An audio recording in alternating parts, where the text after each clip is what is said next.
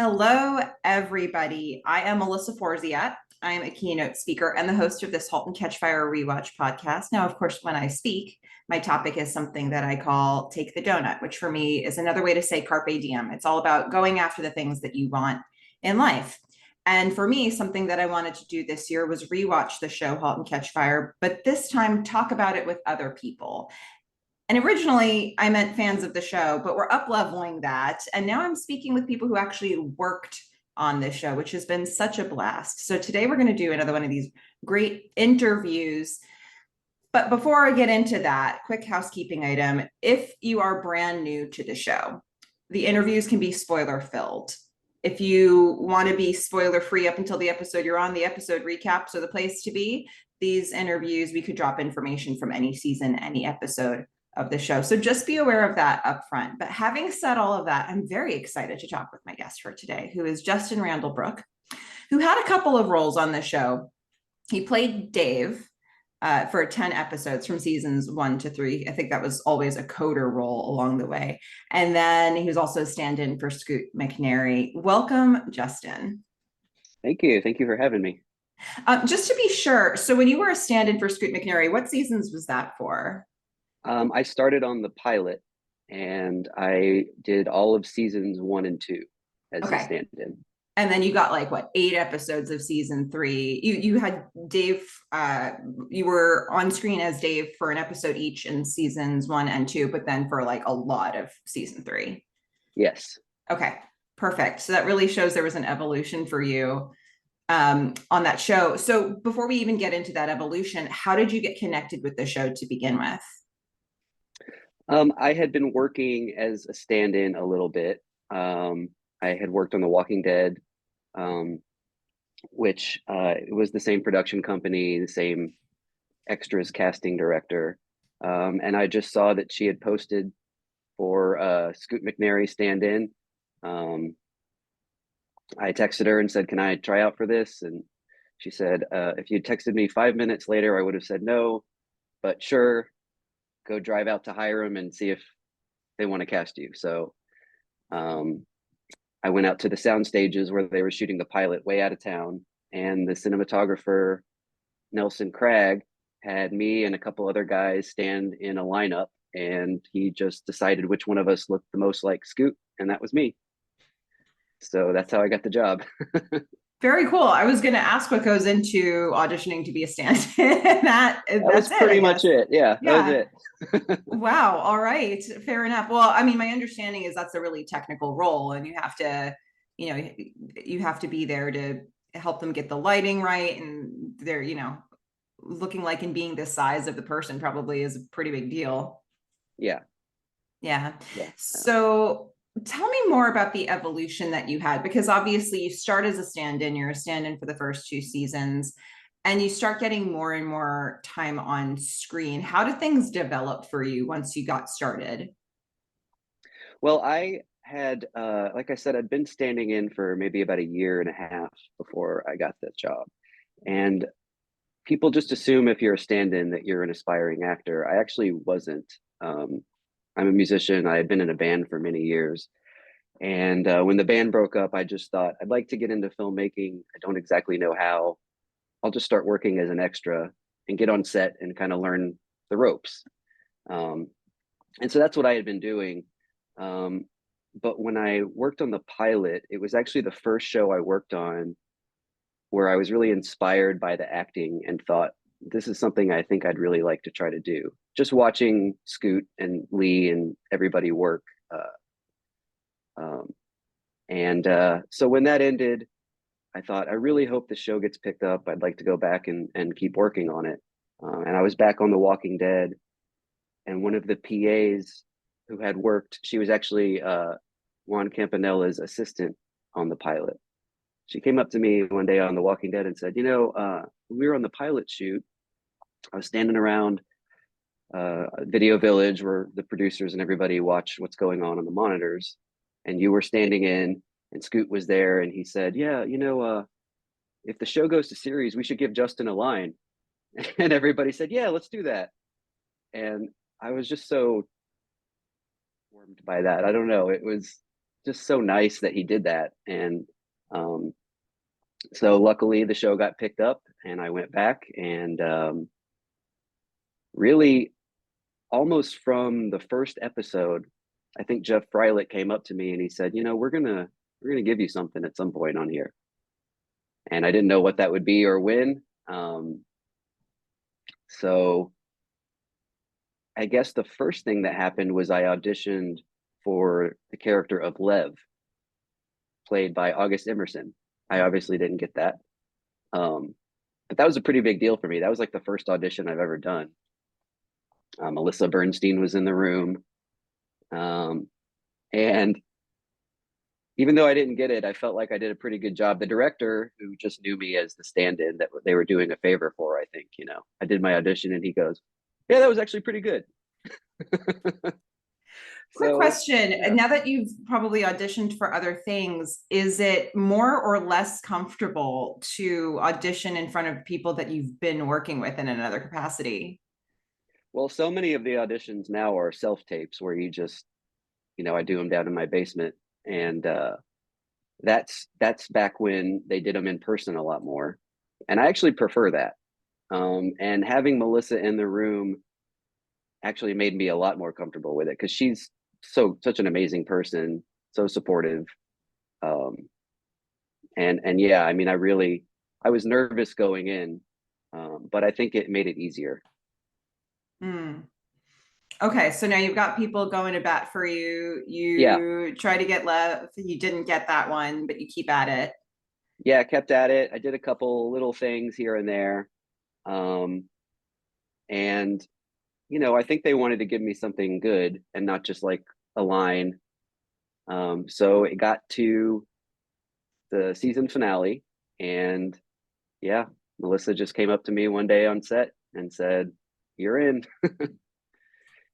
Yeah. Well, let's talk about that line. Actually, the first line that you had was one that I actually pulled out as a favorite quote of the episode for the finale of season one. So your character, whose name is going to be Dave, gets to pitch an app idea. It's at a point where Joe's like, everybody give me your ideas. And Dave jumps in. And the line is, you're going to love this: simulator, beekeeping, full on simulation, hardcore. It's not even like full sentences, but Yeah, he's so enthusiastic about his pitch. And it starts this wonderful tradition of programmers pitching app or game ideas that are never going to happen. right. Um, You start with 3 hives in your apiary. Yeah, I was so excited about that. And by the way, the simulation thing, that was all Juan Campanella. You know, we did the rehearsal, and I know I would have never thought to do that. And he came up to me and goes, "What if you say simulation?" It's so Yeah, good. yeah. Oh my gosh. The ideas can come from anywhere, really. Oh, absolutely. Oh wow. I mean, but so then it evolves from that. You get another episode in season two, and then season three. If people look at your IMDb, you're in full on 8 episodes. Yes. Well, Steve. season two was wild because, you know, I hoped obviously that the show would get picked up. Nobody thought the show was going to get picked back up. I was the true believer. And every week I'd be looking at the ratings. I'd go to work at Walking Dead. All the camera guys would be like, "Oh, they're never going to pick it up." But I knew they would. And I hoped that they would put me back in. But, you know, essentially they did me a really nice favor by giving me that line in season one. And when I found out there's no line for Dave in season two, episode one, I just thought, I don't really care. I still want to work on that show. So I went back as a stand in.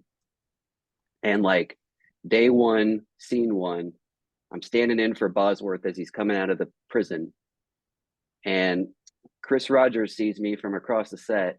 He walks up. He's like, "Oh man, we got to get you. We got to get you in Mutiny." And I was like, "Yeah, let's do that."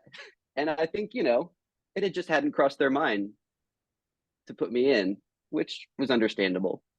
But they thought, well, you know, the case basically it was a budgetary thing. They couldn't just add a character to Mutiny at that point. So they said, hang in there for a couple episodes, be kind of in the background in Mutiny, and then we'll get you in. So that's what I did for most of season 2. I was standing in for Scoot, but also I was one of the background coders in Mutiny. And if you look, you can see me in all those scenes. I don't have any lines, but I'm there. And that was pretty intense all through that season because I was basically doing 2 jobs. Yeah, because Scoot isn't really in any of the mutiny. Well, he's hardly in any mutiny scenes at all. Yeah. I can think of maybe one Yeah. time he goes into that house. So you would have had to be everywhere in all Yeah. scenes. Yeah. There's maybe like a day or 2 every week where I was in there with Mutiny, and the rest of the time I was with Scoot. Mm. What kind of working relationship did you develop with Scoot over that time? He was so great to work with from the get-go. I mean, the thing about it for me is I related so much to Gordon's character on that pilot shoot. When you first see him and he's just kind of dead inside, sitting in his cubicle, he'd had this spectacular failure with the symphonic, and I was somebody who had been in a band for 15 years. We broke up right at the precipice of success, and I kind of didn't know what I was doing with the rest of my life. And I was kind of in that space when I started that pilot shoot. And there was something about that show that just really resonated with me. Him getting his sort of second chance at life. That's what that show did for me. And a lot of that was because of Scoot, because he was championing me, and because of the working relationship that we had. I mean, he would talk to me about his process all the time. He's the kind of actor that he's not gonna walk across a room unless his character has a reason to. And he would, this is why I'm doing this. He would explain that to me.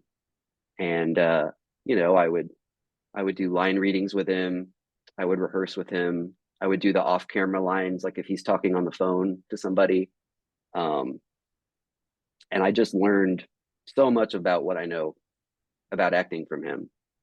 The one thing that happened on season 1 where we like really bonded was the scene where he's stolen the Cabbage Patch dolls during the hurricane, and he has this vision of himself lying dead on the ground. So I'm doubling for him there. So he's lying on the ground, and you just see me from behind standing there, and they've got the rain machine going and the wind machine, and we're both soaking wet. It's like, I think it was in January when we filmed that, so it's super cold, and we did that for like an hour. And at the end of it, we're just like high-fiving and hugging, and like we went through this experience together. Oh, wow. That was a real bonding moment. I'm glad you mentioned that scene. I need to ask about that scene because we see that scene sort of twice. We see it in real time when it's actually happening, where he just got the Cabbage Patch doll and he sees somebody lying on the ground. And then we see Yeah. an echo of that in a nightmare. Mm-hmm. The first time, do we know who that was supposed to be lying on the ground? Was it, there was a guy who had tricked him into buying a Cabbage Patch that didn't exist, but I couldn't tell if that was meant to be the same person because the rain was coming down so hard. That's a good question. It's been so long since I've watched that episode. I don't remember if that's who that was supposed to be. Yeah, they haven't really introduced anybody else for us to think that it's another person, but Right. it's just so hard to, the elements are coming down so hard. It's just so difficult to tell, but Yeah, it that's a good sounds like question. maybe the one that you were standing in for was the nightmare. Yes. Yep. Cool. Yeah. Yeah, that sounds really uncomfortable. I actually pulled out some stuff from my Halt archives, and I have a picture of it. There's Oh, me wow. with the Cabbage Patch dolls soaking wet. Oh my gosh. You Yeah, that was know, a fun night. we might have already moved past this question, but I want to sort of go back to the fact that you were a musician and then you get this role as a stand-in and it evolves, you're doing more acting. But it seems like you said earlier that when you were on that set as a stand-in, it wasn't your aspiration to be an actor, but it was like a second life for you being on that set. So were there any other roles besides being an actor that started to intrigue you? Like maybe any roles on the crew? Like what Yeah. other jobs sort of made you go, oh, that's kind of interesting. I'd like to know more about that while you were on set? Well, I'm a writer. I went to school for writing, and my original idea was I want to be a screenwriter. I learned very quickly that there are no screenwriting jobs in Atlanta, and you got to be in LA. So, but just being on set every day, getting the sides, seeing the way that the script is interpreted by a crew was so instructive for me as a writer. I mean, I treated my stand-in career as film school, and I went in every day trying to learn as much as I could from every department. Um, and that's still my number one goal is screenwriting, and I've made some pretty good inroads with that since then. But what I love about acting is it also taught me so much about writing. I mean, there are two sides of the same coin, and the more you can understand the actor's process, the better you can write for actors. Mm. So those have always been my focuses. But yeah, there was a time on set where I thought, well, maybe I could do props, maybe I could do this or that. And every time I would talk to a department head, like, hey, you got any openings? They'd be like, no, you're an actor, man. What are you doing? You don't want to do props. People just decide what you are on set. You get categorized, and I was an actor, so I stopped saying no to that, and then I became an actor. Okay. Well, you now that know, you've been on other sets, I mean, you've Mhm. done other shows, you've been with films, like what stands out to you as being particularly different about this set? Yeah, I mean, it really is one of those things that it came from the top down. I mean, the Chris's being given this huge opportunity at the beginning of their careers, um, they knew what a gift that was, and they didn't take it for granted. And I think it was really important for them that they made everyone feel like this is our thing. And Melissa Bernstein and Jeff Freilich, our producers, were the same way. I mean, they were so inclusive. Um, I mean, the stand-ins, most sets, you're treated like you're in the way. I mean, they want you when they call for you, and then when they're done with you, they want you to go away. And on this show, I mean, I there were so many times where they made me feel like you are a part of this thing. You are a collaborator on this thing. And it's someone at my level. If they made me feel like that, I know that they made everyone feel like that. And that is so rare. I mean, if I can just give you an example, there was a time on season one where one of the things I really admired about Jeff Freilich is he would be on set scrutinizing everything for detail. And this show was so important that we got the details right with the period, with the computer stuff. Um, but even really small things, like there was a scene where Gordon was cooking spaghetti for the family, and Jeff came by and he said, that pot's not big enough. He's cooking for 4 people. You got to get a bigger pot. And that seems insignificant, but that's to have the lived reality of the Clark house, those little things, he was on top of all of that. And there was another scene where Donna goes out in the garage and she's playing electric piano, and kind of reliving her youth. And I noticed that the way they had the electric piano set up, plugged in, hooked up to the amp and everything, being a musician, I was like, that's not right. And I just told Jeff, this is so insignificant, but any piano musician that sees this is going to say that's not right. And he's like, well, how would you do it? And we talked about it, and he brought out the props department and they changed it. And you know I was standing there with him, and the one of the one of the ads came up to us and told me, get off set. And he goes, no, no, we're working here. And for like a split second, he made me feel like I was helping him produce a little piece of the scene. And I mean, that moment was so meaningful to me. It's like, this is what I want to be doing. And, you know, he's letting me feel like I'm doing that. And, that was nothing for him to do that, but that's just the kind of show it was. Oh, wow. I mean, it's so wonderful to hear that. I'm getting a sense that this was an empowering set to be on for a lot of different people. Yeah, And I love hearing these stories. You have a really unique vantage point because you had this role across an evolving role across 3 seasons of the show. And something that I think is interesting about Halt and Catch Fire is that it reinvents itself every yeah, season while still retaining some sort of a core element that makes you feel like you're watching the same show. But we switch locations, we switch cities at one point, we switch, the tone of the show evolves. So I'm curious, like season one, very much marked by Cardiff Electric. Season two, very much marked by the Mutiny House. Season three, Mutiny moves to San Francisco. I feel like we have a darker tone. There's a larger, more warehouse-like environment for the team. For you, what stands out for you as being different about like the tone of each set, or were you trying to accomplish something different each season? hmm yeah. And one thing that changed every season was that we had a different DP. So the first season, the way that Nelson lit everything was very dark, um, very like 80s, kind of this analog digital hybrid vibe.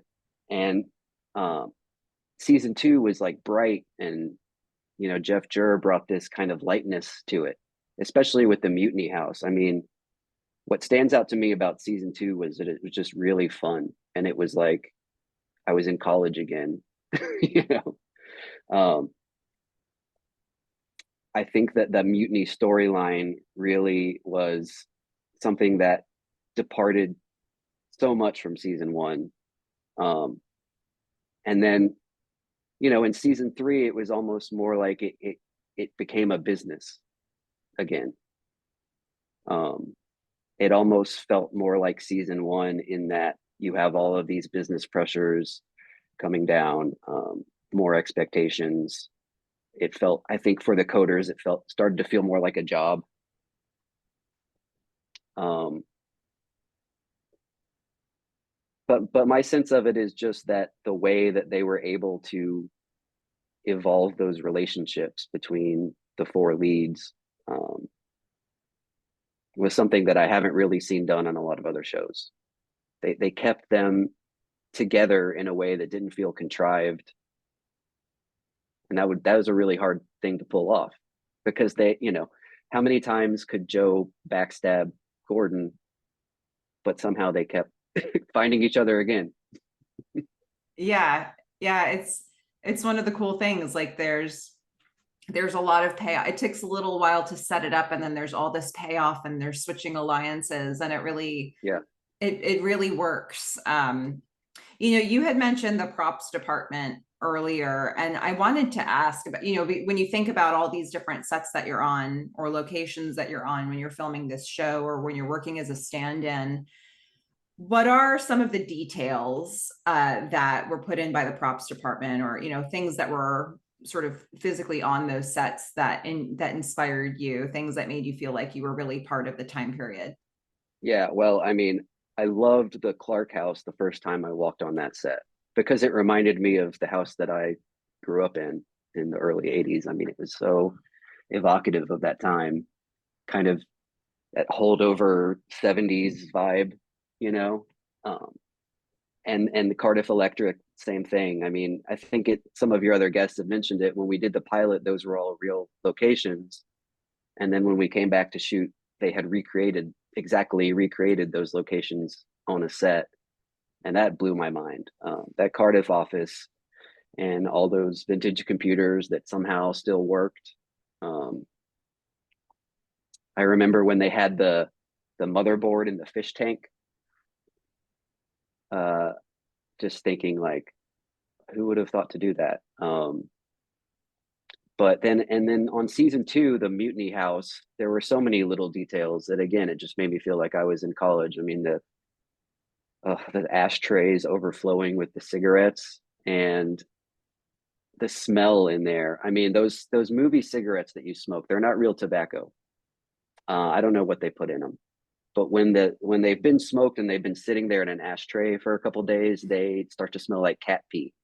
Oh, So no. when you walked on that set, that is what it smelled like. And the other thing is, like the Yoo-hoo cans or the Coke cans that we would drink, because they had to be period correct, you can't get those cans anywhere except Yoo-hoo. So they would take Yoo-hoo cans and change the labels, and they would wash them out as best as they could. But you'd be like pretending to chug a beer, and some like rancid Yoo-hoo at the bottom of that can would go down your throat in the middle of a take. Oh, yeah. So Oh, those are the details I remember. it's appropriate. I mean, Mutiny was sort of meant to be a filthy place. So Yeah, I guess it sort of puts you in the spirit of that. definitely. Yeah. Oh my gosh. I have heard people talk about how disgusting those like movie slash TV cigarettes are, but nobody has ever actually described why until Yeah. now for me. And so So gross. equivalent to cat pee. Good to Yeah. know. Yeah. Wow. Okay. So these are some of the details that stick out for you. Anything like there's a lot even on the like, especially in the Mutiny house.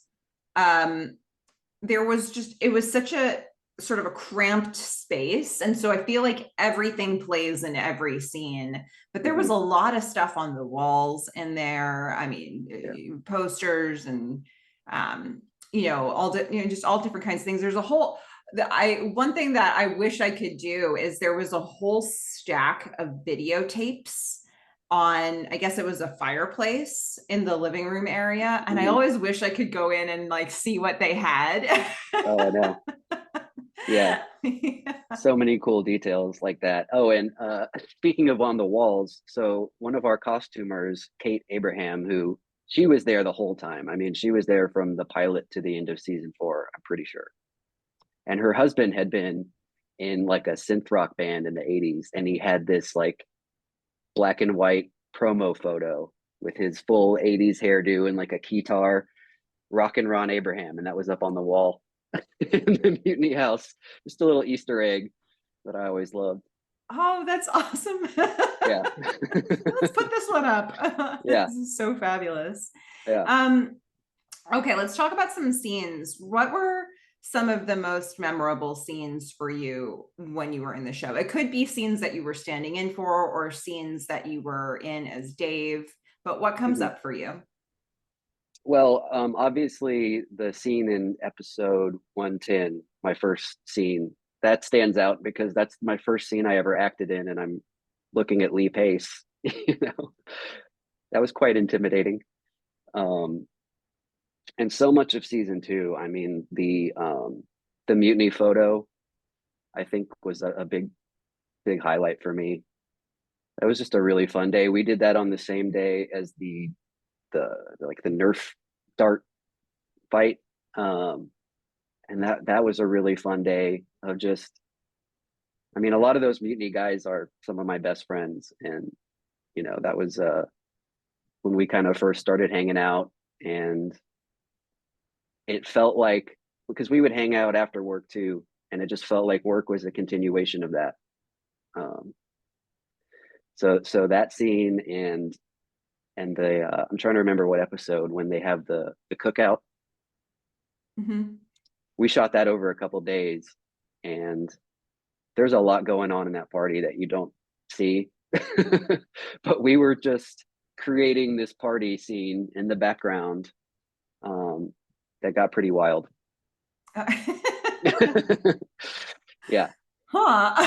Well, now that you called it wild, it was I pretty mean, wild. now that you say that, like, of course, that makes sense because there must be a ton of just stuff that fell on the cutting room floor because have a whole party worth of people, or you have enough people where it looks like a full party from every angle that you shoot it, and that Hmm. means people had to be doing things across those 2 days, Yeah, and maybe that we didn't see everything, so. Yeah, I'm sure there was a lot going on with it, but it got wild, huh? and we all cared so much, and we just wanted it to look like what this party really would be. And I mean, we created these little scenarios for ourselves, and that was one that Daisy directed, and I remember she just kind of like let us do our thing. and that was really cool. Yeah. Yeah. Oh, I love that.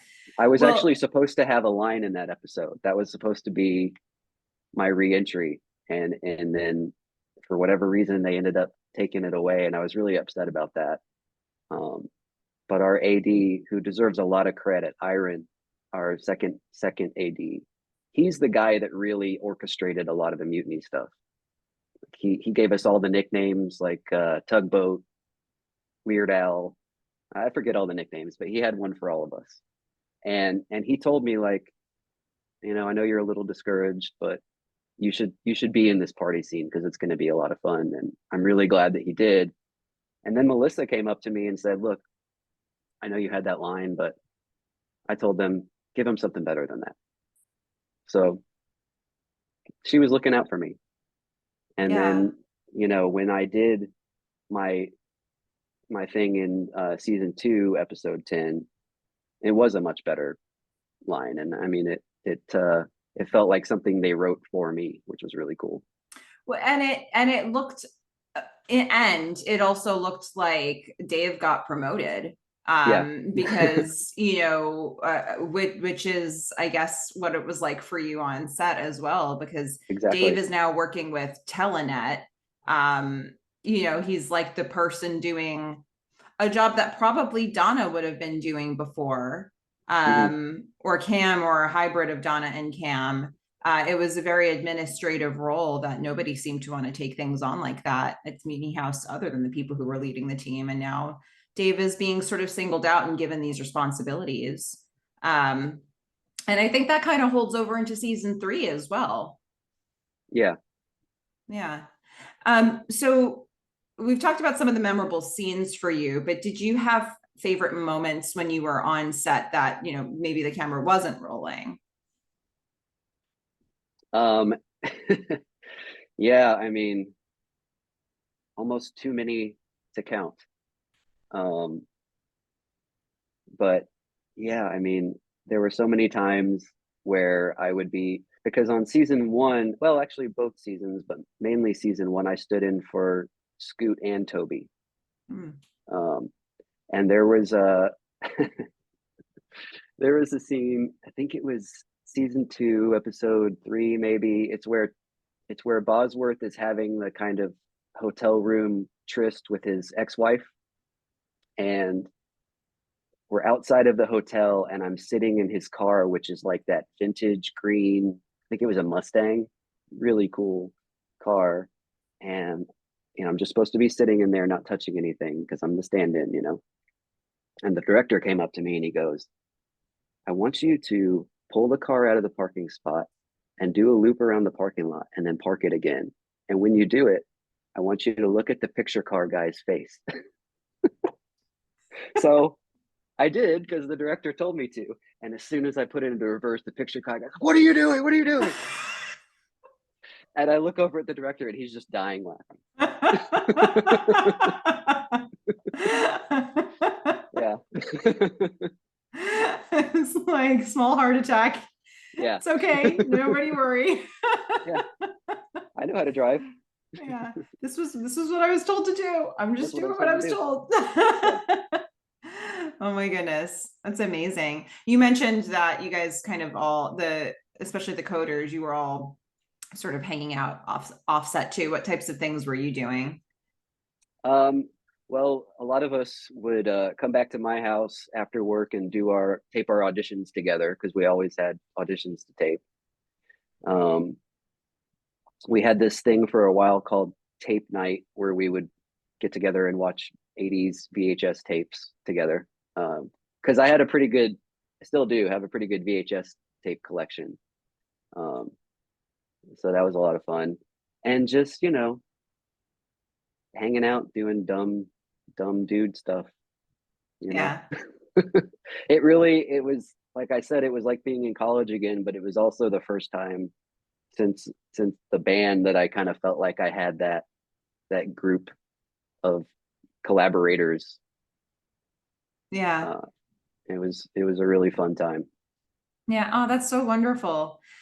You've said some things along the way here, but just to put a finer point on it, What were some of the major learning lessons that you took away from this as your first, really your first acting gig?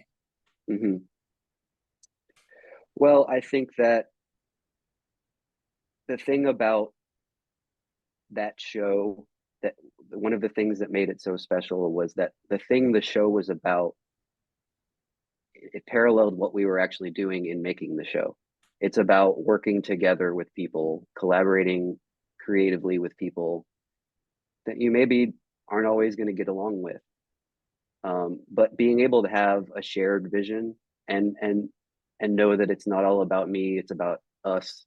uh, that's something that I really took away from that show, because some shows you don't get that. um, and as an actor, a lot of times it's people aren't necessarily generous with each other. um, but on that show, the actors were always there. uh, Sometimes you aren't doing anything but standing there while someone else gives their line, and they could give their line to a tennis ball on a stand, or they can give their line to the other actor, and it's always going to be better if the other actor is there. And that's one of those casts that they made sure they were always there for each other. um, and in addition to just being great actors, they worked really well together, and that's something I really admired, and always thought, this is the kind of thing I want to be doing. Hmm, that's beautifully said. There, one thing I'm curious about, because of the different types of vantage points that you had with this show, were there any scenes that you remember as being particularly challenging to get them the way you all wanted them to be? Like something that it was like, this isn't quite getting where we need this to be, maybe because of the technical setup or because of the blocking or whatever was happening. But what jumps out to you that you spent a lot of time trying to get it right? Well, I do remember, like we talked about, that Cabbage Patch scene was really difficult because the just being in the rain, the simulated rain and wind, no one could hear each other. Um, I remember the camera guy was trying to tell his focus puller to focus deep, and he was just screaming it, focus deep, focus deep. And the focus puller was standing right next to him and just could not hear what he was saying. Um, yeah, that was a really tough one. It's a Um, hard episode yeah, because it's almost all in the rain. yeah, Um, well, yeah. I maybe the remember first half of it Scoot. isn't, but once the rain starts, it does not stop. No, and Scoot had to do a lot more of that than I did. I remember there was one night where we were just out in the parking lot behind the sound stage, and they're just dumping water on him. it was it was a lot. Yeah. It's like ice bucket challenge, the Yeah. beginning. um, I mean, I even think, not that you would have been in this scene, but I think even like the scene in that same episode with Lee battling the hurricane with the flashlights, because that was a Yeah. very, in addition to all of the elements that you're describing, there's a lot that he had to do, and there was a lot of movement, and he had to stay in frame. And so like just thinking about how complicated that was, just with the rain added as an element. um Gosh, that must have been long days trying to get those right. Yeah, Yeah. definitely. You've mentioned some people along the way, but I wanted to give you, I always feel like maybe this is an unfair thing to do because I know people don't want to leave anybody out, but is there anybody that you wanted to shout out, people that you worked with, um, either other actors or crew, whoever comes up, maybe people who didn't get mentioned here, but that you thought how they just did such a great job and they were a big part of your experience? Yeah, I mean, I've mentioned obviously Jeff and Melissa and the Chris's, who are all amazing. And then Iron Kuykendall, our second AD. I mean, he was so integral to especially season two. He deserves a lot of credit. Um, everybody, so many people. Amy Lacey, our script supervisor, so many people were there for the whole ride, and you know, I could just I could just go on and on naming people, but you know, everybody, it felt like everybody was working together to make something great. Hmm.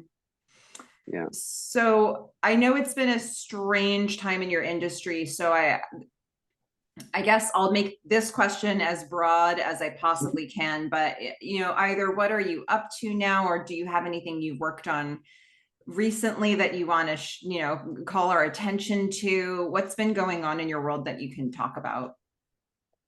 Well, not too much on the acting front. Have not worked since the strikes ended, which is not unusual. That's kind of where we're at right now. But I've been doing a lot of writing. I wrote a short film that I'm going to be directing later this year, and I've got a couple feature-length scripts that I'm shopping around, and got something cooking with one of them that I can't really talk about yet, but hopefully is going to be a really good thing. Um, and really, I'm just trying to get to a place where I can bring all of these things together: the writing and acting and music and hopefully directing. Because to me, I love all of those things, and what I love about filmmaking is that they can all work together. Mm. So, um, yeah, I mean, I'm just plugging away at it, and I'm trying to get to a place where I can work with the people I worked with on Halt again. You know, Oh, that would be lovely. yeah. I so appreciate you taking the time to do this. Is there anything else that you wanted to share about your time on Halt that I didn't ask the question that got us there, but you wanted to make sure we know about it? Um, I just want to shout out the Chris's for writing me into their show twice. Um, they didn't have to do that, and it was the scene I did in season 2 where Dave gets the promotion and Justin is also getting a promotion. There's a little line in there after I say my thing about Telnet, and it's like Cameron and Donna give each other a look, give a mouse a cookie. And that is the Chris's talking about me. Aw. And it's like, yeah, I was the squeaky little mouse that just wanted to be in the show, and now they got to put me in. Oh, this is so And wonderful to hear. I I loved that. It was so funny. I love those guys, and yeah, working on that show was one of the highlights of my life. This is so lovely to hear. I think for fans of the show, it's nice to know when people had a good experience on it, because it makes you feel like it's okay to like the thing that you like in a Yeah. Oh, way. absolutely. Um, so this has just been so great. Thank you for taking all this time and talking with me about the show, about your experience. It's just been such a blast to hear about what that time was for you. Well, thank you for what you're doing. I think it's really cool, all these interviews that you've gotten. It's like you've got an oral history of Halt and Catch Fire here, and we sorely needed that. So thank you. Yeah, it's becoming that. It's been really cool to hear from all these different vantage points. So thank you and it sounds like you've been watching them. So thank you for doing that. And um, but make sure you hang on after we say goodbye to everybody, because there's something I wanted to mention regarding the film that you're working on. But to everybody who's watching this, thank you for watching, and go out there and watch Halt and Catch Fire. Okay. Bye everyone.